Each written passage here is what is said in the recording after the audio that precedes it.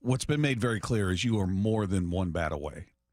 So I would look at, somebody like Brent Rooker or even Luis Robert or we saw rumors about the Mariners and Jazz Chisholm. It'll have to be him. And you can't look at any single individual and feel like, okay, we did our job.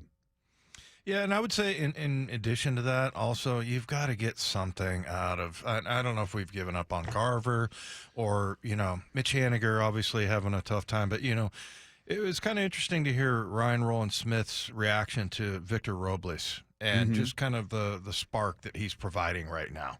I mean, he got 5 hits in the series over the weekend, and there were times they had 7 hits in 2 games. So he's been on fire. I mean, you get somebody like that, and all of a sudden it ignites something, and then Julio starts to come around, and Cal starts to come around and do the things that they've been doing over the last couple of weeks. It'll be interesting to see who that is, but I don't know. I kind of feel like it's going to be a couple of names, but I don't think it's going to be anything that everybody, people are going to go, oh, yeah, that's exactly who we wanted.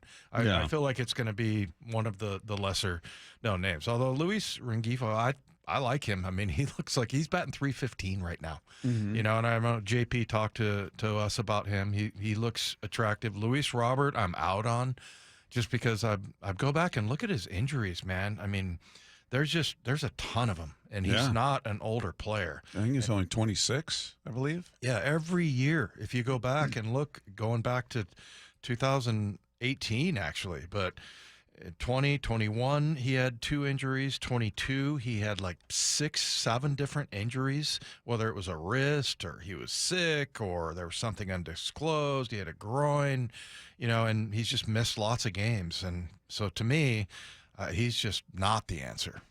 Yeah, and you brought up, I don't know if we're giving up on Mitch Haniger. I mean, whether we do or not, the organization is committed to him financially through next season. Right. They need to get it figured out. If they can't find a trade partner, which I would imagine they can't, unless you're trading bad contracts for bad contracts, it's incumbent upon them to get him going. How you do that, I don't know, because we talk about it. He'll have a night where he comes through with a big moment or a couple of big hits, and you're like, okay, now he's going to find it. And then you look up and you see for the month of July, he's hitting a .159 with a .260 on base and a .318 slug, OPS of .578. I mean, just dreadful.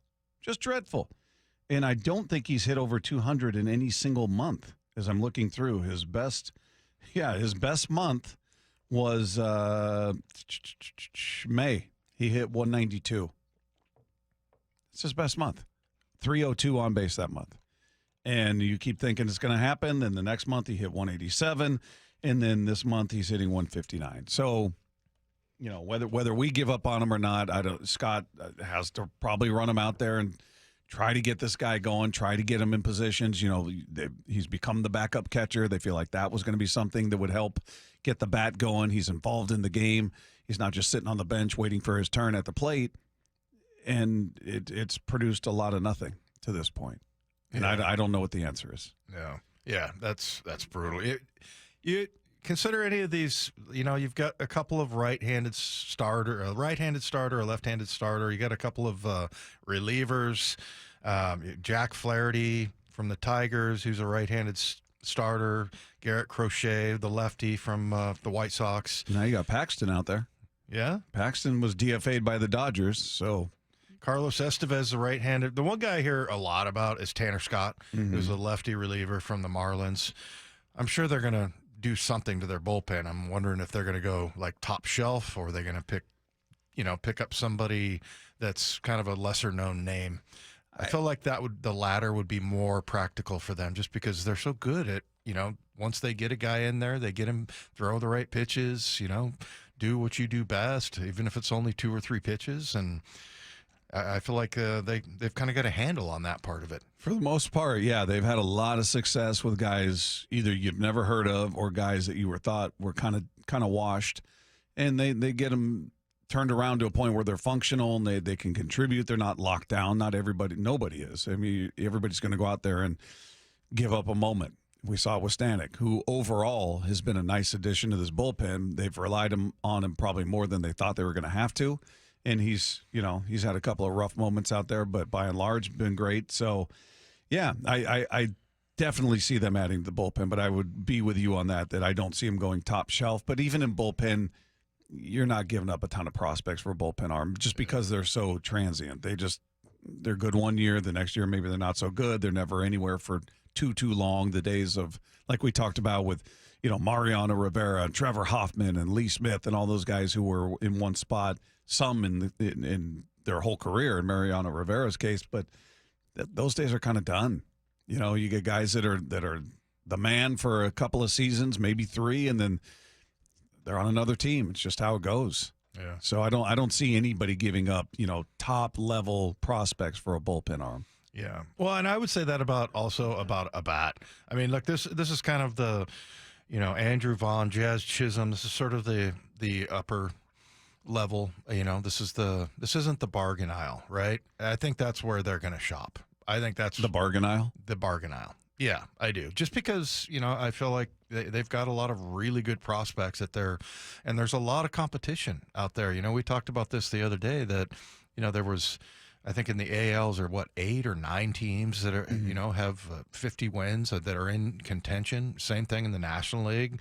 So, with that, now all of a sudden I feel like you're going to have to pay ridiculous prices because everybody's going to want something. And then, there's going to be some of their prospects like Lazaro Montes. I don't want to give that guy up. Because you think he's Baby Alvarez. That's what they say. I mean, that's a pretty damn good comparison. I know it's lofty and all that because he hasn't made it yet, and Yordan Alvarez has, and that's a huge difference. But you've got a lot of really good players in your farm system that. I don't know if you want to go all in with those players in a situation like this. Also, I wonder, does it change? We don't have a 10-game lead anymore on the Rangers or the Astros.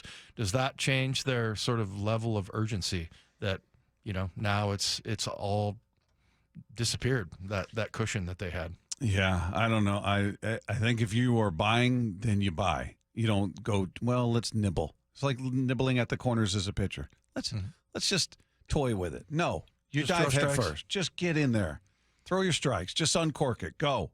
Don't give us this nonsense of this guy. Yes, he is 35 years old and he's had injuries, but boy, he was good 3 years ago. Guy was an all-star.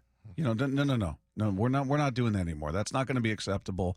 That's not going to be palatable to anybody. So, if you're going to help the team, if you're going to get help for this team, go get real help. Go get real help.